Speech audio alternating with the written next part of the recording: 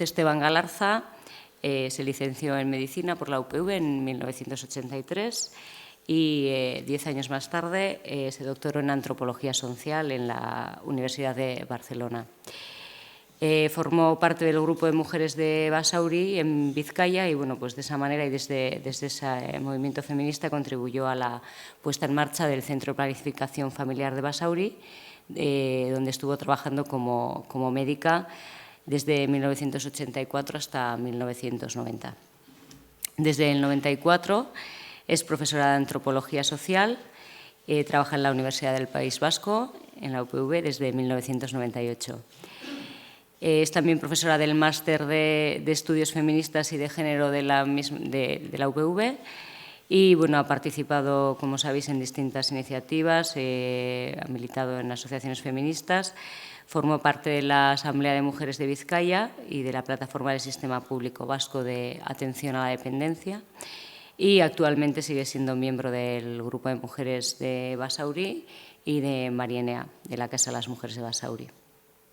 Ha llevado a cabo diferentes investigaciones centradas en el cuerpo y en el amor, en la salud también, y entre las publicaciones que conocéis destacan Antropología del Cuerpo, Género, Itinerarios Corporales, Identidad y Cambio, que al igual que Crítica del Pensamiento Amoroso están las dos publicadas en una editorial de Barcelona, en Edicions Bellaterra. Eta beno, besterik gabe, ordu erditxo baten edo berarekin diharduko gara. Nahi desunean. Bale, bueno, arratsaldeon eta eskerrik asko guztioi gonbidapenagatik. Ni gustu handiz etorri naiz Gasteizera, ekitaldi honetara. Ez nekien oso ondo zertaz hitz egin eta azkenean erabaki dut pixka bat mugimendu, Euskal Herriko mugimendu feministaren halako gainbegirada arin bat egingo dut. Bereiztuko ditut bi fase handi, 70, 80, 80 hamarkadakoa eta 21. mendeko epealdia edo. Bueno, digo que no sabía muy bien de qué iba a hablar y al final dije, bueno, pues voy a hacer una evolución del movimiento feminista vasco, porque luego quiero terminar contextualizando, ¿no?, las escuelas de empoderamiento en el movimiento feminista. Y entonces, pues bueno, una especie de recorrido rápido donde citaré algunas cosas, todo no saldrá. Voy a hacer una periodización que no se suele hacer, porque normalmente la periodización que se hace, como ya sabéis, es desde que empieza la segunda o la tercera ola, como la llamemos, se llama de dos maneras, a finales de los años 70 aquí, y a veces algunas dicen, bueno, 60-80 es un periodo y a partir de los 80 cambia radicalmente el feminismo. Bueno, es verdad, pero a mí me ha parecido que los cambios se notan mucho más si nos fijamos en el cambio de siglo y por eso he cogido un poco como esos dos periodos, ¿no? Bueno, voy a hablar solo del movimiento feminista de Goalde, porque yo creo que el de Iparralde, aparte de ser distinto, tiene también otras características y probablemente algunas de las cosas que diré no son específicas del feminismo vasco, pero bueno, creo que otras sí, o por lo menos que nos permiten pensar. No nos va a dar tiempo luego al debate, yo pensaba hacer algunas preguntas, pero bueno, quedarán como en el aire o para retomarlas en otra ocasión o para retomarlas con un vino después. ¿Cuáles serían las características principales de la primera fase de las últimas décadas del siglo XX? Bueno, antes de nada, quería revisar, todas las que estamos aquí, tenemos formación feminista, la que sea, ¿no? Y lo que voy a decir es bastante conocido, pero bueno, me interesaba empezar diciendo a qué le llamamos feminismo y cómo distinguimos un análisis feminista de un análisis que no es, ¿no? Porque claro, ahora el género y hablar de mujeres y hombres está bastante de moda, pero ¿a qué le llamamos, no? Bueno, primero, yo diría que hay como tres características. Una es que cualquier análisis feminista, por muy diferente que sea o muy contrapuesto, identifica, constata y problematiza las desigualdades sociales entre esas personas que llamamos mujeres y esas personas que llamamos hombres. Si no hay problematización e identificación, yo no creo que hay feminismo. Por otra parte, otra característica es que las diferencias que se encuentran o que se interpretan, que hay diferencias, se entiende que son construidas socialmente y entonces el feminismo, sea cual sea, incluso los feminismos más esencialistas, entre comillas, hacen una lectura social de lo que ven. Eso es otra característica. Yo creo que la tercera característica también implícita en cualquier acción o análisis feminista es que está de alguna manera orientado a la acción o el análisis está orientado al cambio social, de una manera explícita o implícita. Queremos que cambie la sociedad y aportamos información o energía o fuerza, lo que sea para eso, ¿no? Bueno, no tenemos demasiadas historias del movimiento feminista vasco. Yo creo que esto tiene que ver con alguna cosa que voy a decir luego. No escribimos demasiado, como movimiento me refiero, como movimiento en un sentido muy amplio voy a hablar, no solo de las asociaciones que se definen como feministas, ¿no? Tenemos los materiales de las jornadas feministas de Euskal Herria que están por explotar, quiero decir que están porque la gente las lea con tranquilidad y diga, tenemos materiales del 77, del 84, del 94 y del 2008. Ahora alguna gente empieza a hablar ya que ya es hora de hacer las quintas jornadas. Bueno, si hacemos las quintas jornadas serán distintas, todas han sido distintas, nos puede dar también un panorama general, que yo ahora no lo puedo hacer. Tenemos materiales recogidos en distintos centros de documentación, tenemos algunos libros, el de Begoña Zabala, Alicia Sturze, pero no tenemos demasiado, no tenemos hecha la historia, una historia completa me refiero, Y eso yo creo que es algo que lo dejo ahí, que habría que hacer, quizás se puede hacer en alguno de estos miles de talleres que hacemos en las escuelas de empoderamiento, ¿no? Bueno, como sabemos, el feminismo en el Estado español, debido al franquismo y al proceso político después, se retrasó, y el movimiento feminista vasco, pues bueno, empieza con fuerza. A partir del 75, ya digo, las jornadas del 77 en Leioa fueron como no el punto ya, no el arranque, ¿no? Bueno, si yo tuviera que definir el movimiento feminista vasco, creo que ahora también, pero luego al final dejaré esta pregunta porque no lo tengo tan claro, por lo menos en sus comienzos yo diría 4 características. Ha sido un movimiento unitario, ha sido un movimiento, mayoritariamente me refiero, popular, un movimiento igualitarista y un movimiento antisistema. Unitario quiero decir que hemos tenido, o tuvimos en los comienzos, pero creo que hoy día también con este tipo de iniciativas que estamos haciendo, por ejemplo, las escuelas de empoderamiento, hemos tenido el acierto de tener muchas diferencias, pero al mismo tiempo de saber estar juntas, aunque sea discutiendo, pero estar juntas, eso lo estoy llamando unitario, en plataformas, en actividades de mucho tipo, lo último, la plataforma de aborto.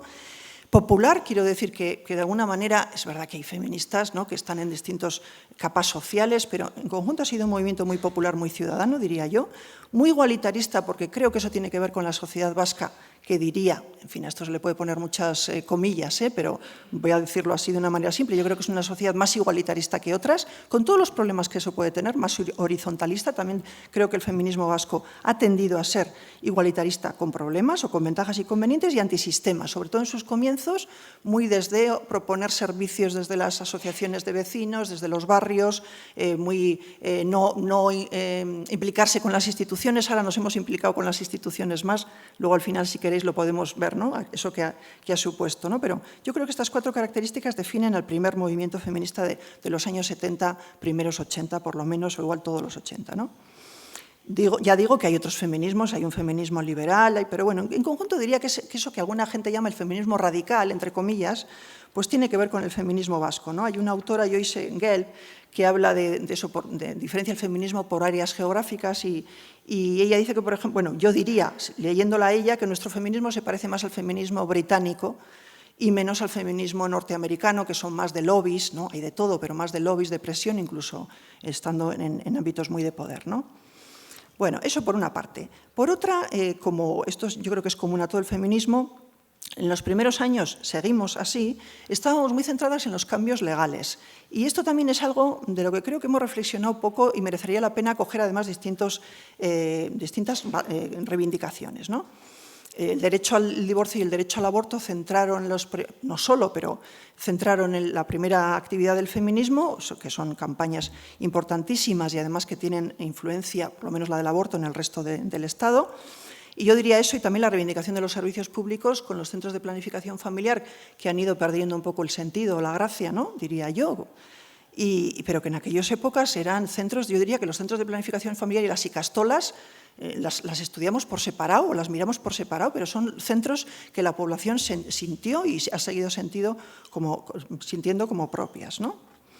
Bueno, ¿cómo accedían en esta primera fase, cómo accedíamos las mujeres al feminismo? Era muy fácil. El feminismo estaba muy presente en la calle, tenía una fuerza terrible, las campañas eran absolutamente mayoritarias, era realmente fácil no solo incorporarse, sino reconocer que eras feminista, identificarte con el feminismo. Abro aquí un paréntesis porque no quiero que se me olvide.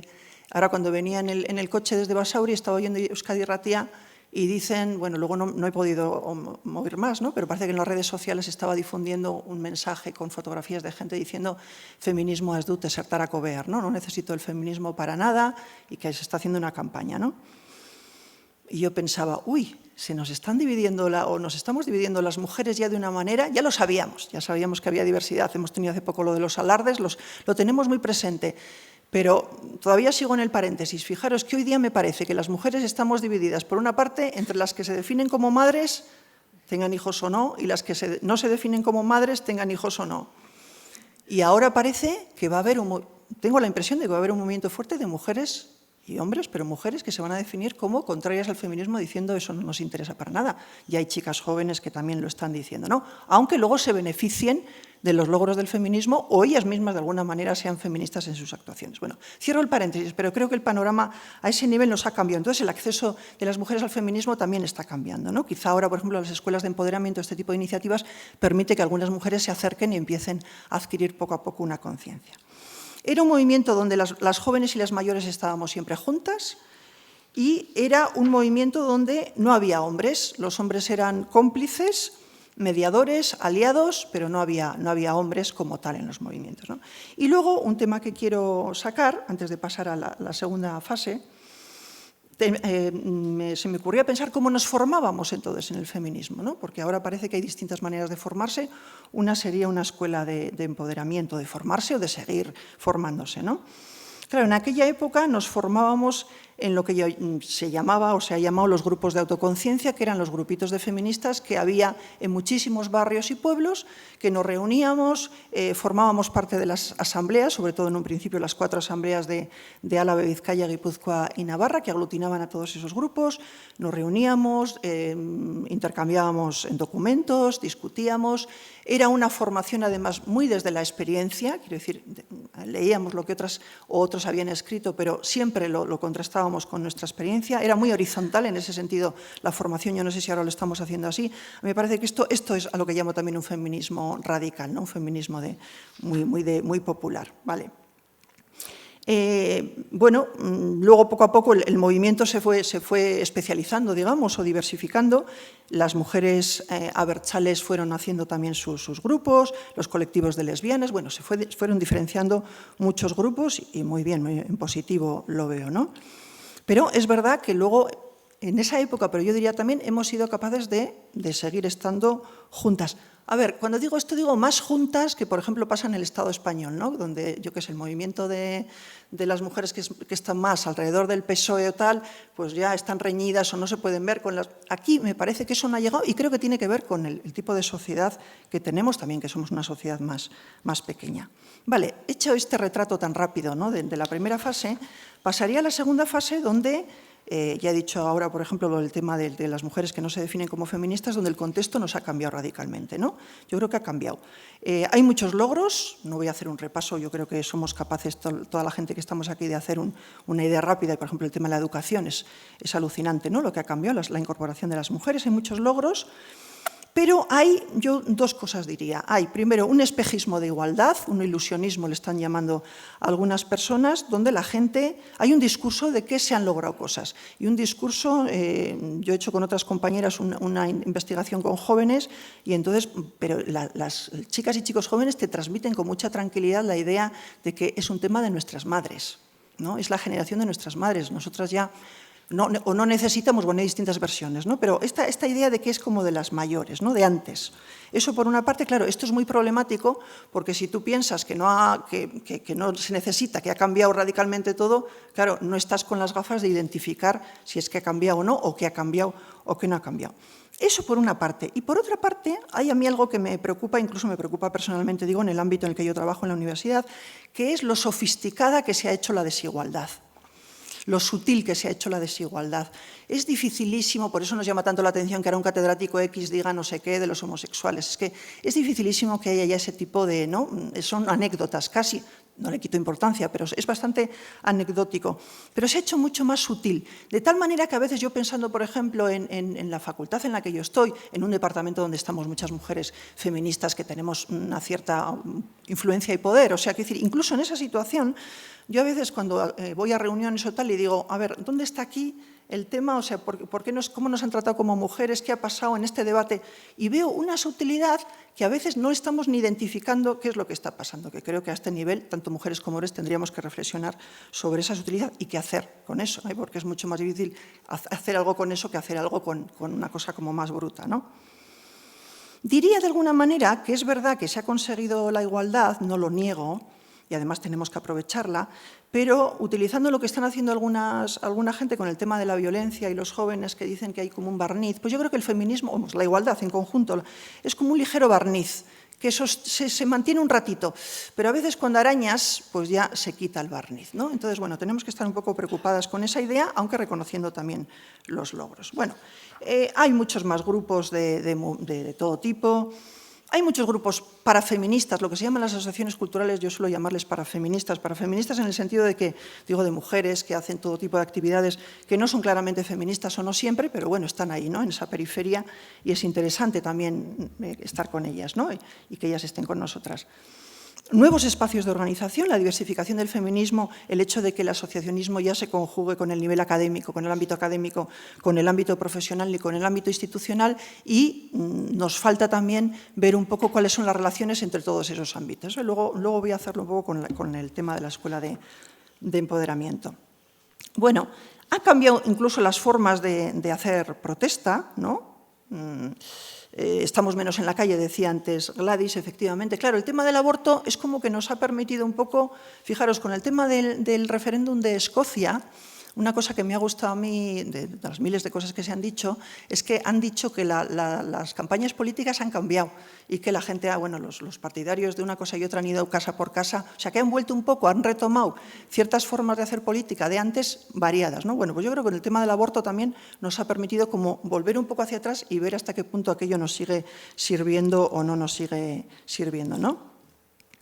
Dejarme también un paréntesis ahora con el tema del aborto, luego quiero seguir con otras cosas, pero yo creo que en el tema del aborto, digo el aborto en esta última fase, ¿no?, de la protesta, bueno, primero Amelia ha dicho, ¿no?, que estaba contenta, ¿no?, por esto.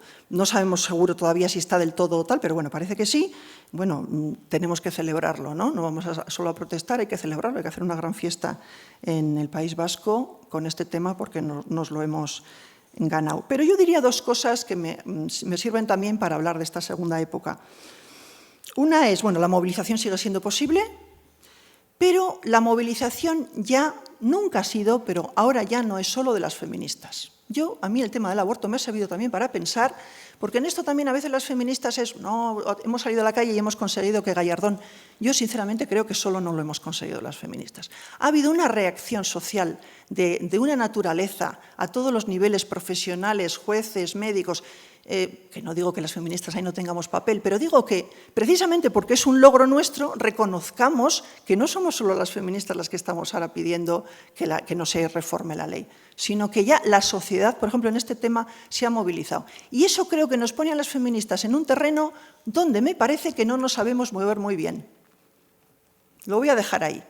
Digo, porque esto yo no lo tengo claro, pero creo que no nos sabemos mover muy bien en el terreno de que ya no somos las únicas que estamos peleando por ciertas reivindicaciones que tienen que ver con la igualdad o con los derechos o como le llamemos, ¿no? Creo que el aborto también ahí nos ha movido y después de celebrarlo deberíamos hacer algún seminario y algunos talleres sobre esta cuestión de hasta qué punto, ¿no?, dónde estamos las feministas también o dónde queremos estar. Bueno, otra cosa que ha cambiado radicalmente, yo creo que ha aparecido como un emergente, es el tema de los grupos de mujeres jóvenes y de las chicas jóvenes, ¿no? Con esa contraposición que hay entre las que piensan que el feminismo no es necesario, pero hay muchas chicas jóvenes que sí. Eso a partir de las jornadas estatales de Granada vimos que el movimiento joven estaba ahí y también en Euskadi está ese movimiento joven. Yo diría que sobre todo alrededor del espacio del mundo abertzale y alrededor de lo que se llama el transfeminismo. Diría que en esos dos focos sobre todo, pero bueno, también en otros sitios, ¿no? Y eso yo creo que es interesante.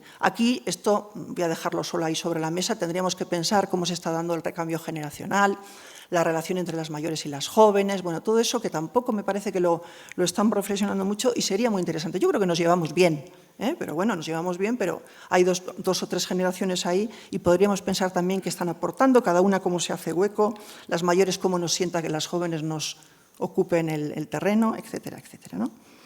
Y luego, otro tema que también me parece que es importante es el tema de los cambios legales. Antes decía que era el primer feminismo, esa primera fase, estaba muy centrada en cambios legales y hubo campañas importantes.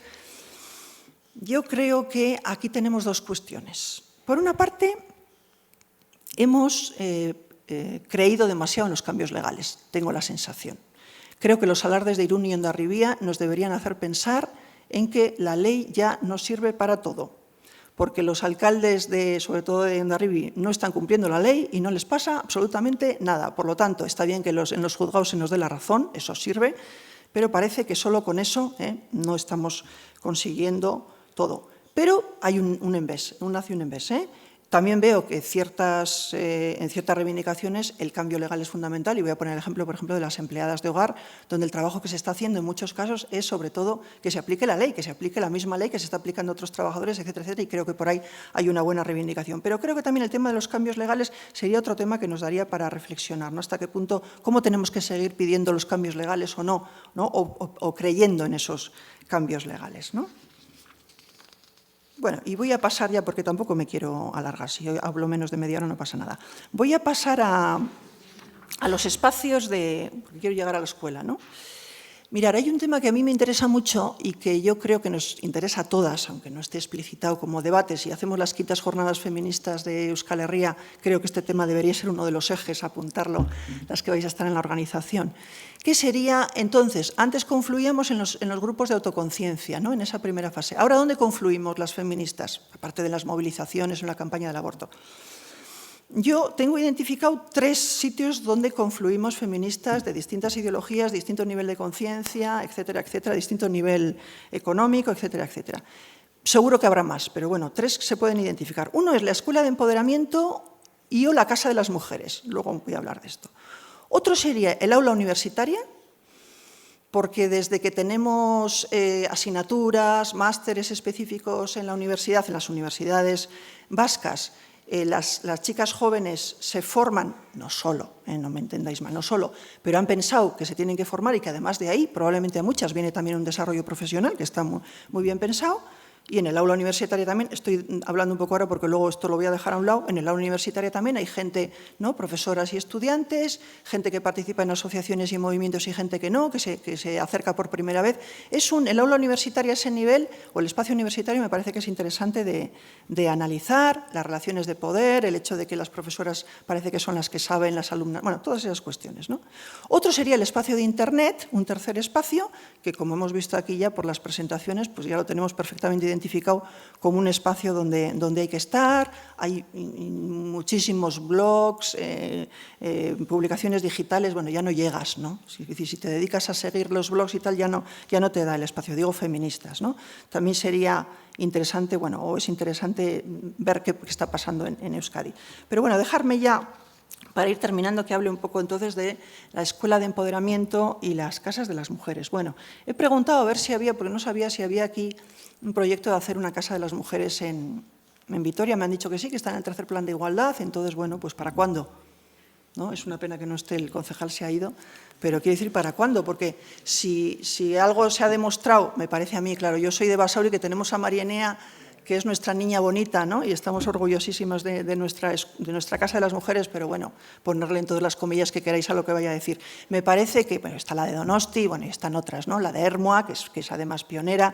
O sea, yo creo que el espacio de la Escuela de Empoderamiento es fundamental, pero si se mete dentro de una Casa de las Mujeres, dentro, al lado, me da igual, arriba, abajo, todavía eso le da mucha más dimensión, porque entonces sí que se puede, de alguna manera, articular muy bien la formación, el activismo, de una manera más clara, ¿no? Entonces, bueno, primero abogar por eso.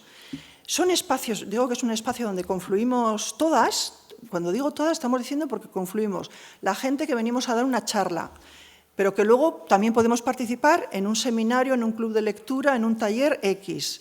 Gente que no ha estado nunca en el feminismo. O sea, me parece que son espacios que habría que empezar a analizar. De hecho, ya se están analizando. Hay algunos estudios que están en marcha. Yo conozco más de cerca el de Merche Fernández Boga, que es una antropóloga, pero es una técnica de igualdad en el Ayuntamiento de Tolosa y está haciendo una tesis sobre el tema de las escuelas de empoderamiento. ¿Por qué? que no quiero que se me olvide esto.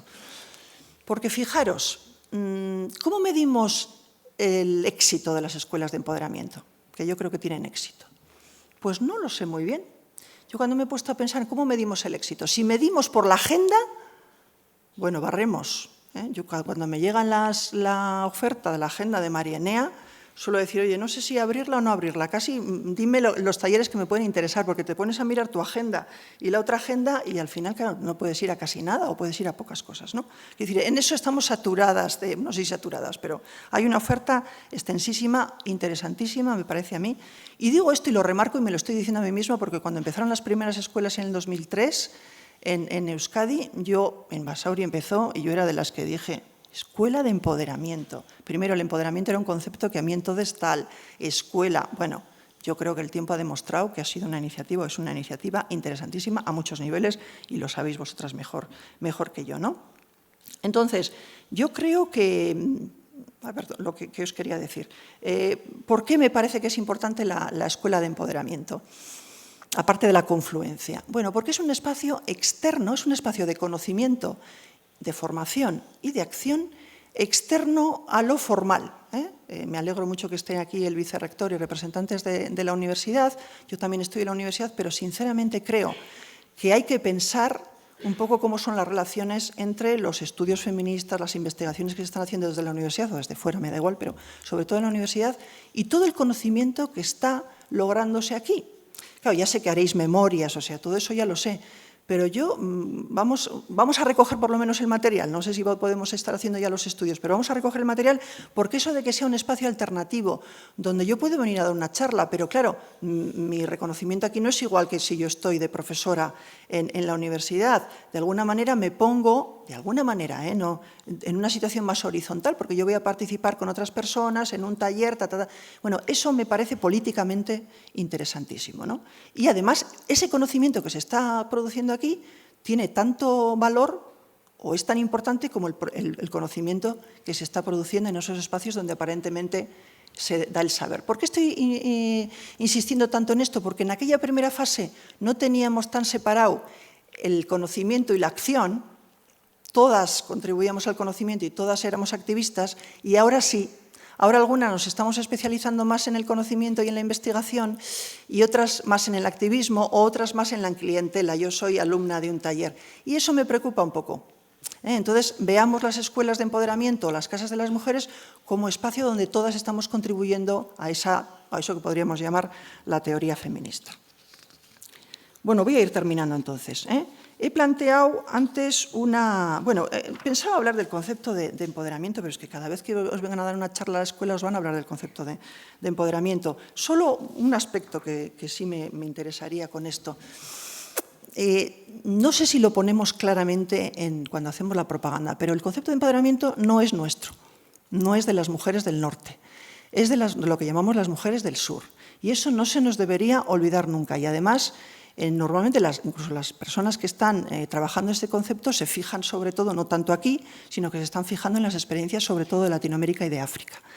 Esto repito porque normalmente, claro, el feminismo lo pensamos un poco como lo que se piensa en el norte, luego lo vamos llevando vía ONGs o tal al sur. Ya sé que todas no lo pensáis así, pero sin querer hay un poco esa tendencia, ¿no?, a pensar que de aquí se transmite a aquellas y luego... Bueno, pues en este caso es al contrario. En este caso estamos aprendiendo de aquellas. Yo solo veo dos casos, uno es el empoderamiento y otro es el tema del aborto, y ahora os explico por qué, donde tenemos que reconocer que nosotras no hemos sido las protagonistas. El empoderamiento ya lo he dicho y otro es el tema del aborto. ¿A qué me refiero? Lo que ha acabado de normalizar la prestación de aborto en general y en el País Vasco también ha sido el tema del aborto farmacológico, las pastillas. El que tú vayas a la consulta, te den unas pastillas, una dosis adecuada, sangres y eso te provoque un aborto. Claro, como a veces no nos enteramos muy bien cómo se hacen los abortos, pues no nos enteramos de la importancia que tiene eso. Es que no tiene nada que ver eso con una intervención quirúrgica, aunque sea sencilla, porque te tomas tú las pastillas, no necesita, ¿no? Eso incluso podríamos darlas, personas que no son médicas podrían dar esas pastillas. Bueno, el descubrimiento de esas pastillas no es del norte, no es de los científicos del norte ni de las feministas del norte, es de las mujeres latinoamericanas, que llamamos latinoamericanas, y brasileñas, que se dieron cuenta que una medicación que tomaban, el misoprostol, para las úlceras de estómago, servían para abortar. Y ellas son las que empezaron a divulgar esa idea y luego a partir de ahí la OMS y los científicos retomaron y ya lo han divulgado. Tanto el empoderamiento como el aborto es un ejemplo donde las relaciones entre norte y sur son más importantes de lo que pensamos, que no se quedaría solo en el discurso político, sino que es una realidad y por eso me quería subrayarlo. Bueno, y voy a terminar entonces con la pregunta, bueno, retomando un poco cómo he definido el feminismo al principio. Como no va a haber debate, no podemos debatirlo, pero esto daría para un rato largo. Yo decía que el feminismo era en la primera fase unitario, es decir, que estábamos todas juntas, que era popular, es decir, que estaba muy enraizado en la calle, en el día a día, en los barrios, que era igualitarista, o tendía a ser igualitarista, horizontal, y que era antisistema. Si repaso estos 4 calificativos, tengo dudas con el cuarto, porque yo creo que sí, que el feminismo vasco sigue teniendo una parte, ¿no? Ahora hemos acabado con el taller de SETEM, entonces pues efectivamente sigue habiendo ese componente, pero creo que por otra parte nos hemos aburguesado bastante las feministas vascas. En conjunto, no digo que no haya grupos o personas que sean muy alternativas, ¿no? Con ese cuarto, quiero decir, esto nos daría para un seminario. No sé hasta qué punto seguimos siendo antisistema. Creo que, de hecho, hoy día hay una colaboración entre instituciones y movimiento autónomo de las instituciones, que yo lo veo como interesante, pero que nos ha puesto en una tesitura que es nueva también, y es que estamos haciendo al mismo tiempo, o queremos hacer una reivindicación feminista rupturista, ¿no? Seguir peleando, transformando, pero al mismo tiempo somos reformistas, estamos intentando cambiar las instituciones, meter la igualdad en las instituciones. ¿Y cómo estamos articulando eso? Porque hace 20 años decíamos Emakunde no nos cunde, punto y aparte. Terminábamos la discusión. Pero claro, ahora no decimos Emakunde no nos cunde ni otra serie de instituciones. He puesto el ejemplo porque era un eslogan que se dijo mucho, ¿no? ¿Cómo estamos articulando eso? ¿Cómo estamos articulando ese reformismo, esa dimensión reformista del feminismo y esa dimensión rupturista o radical o como le queramos llamar? Bueno, lo dejo con esa pregunta porque creo que es algo que nos lo tenemos que pensar individualmente y colectivamente. Eskerrik asko.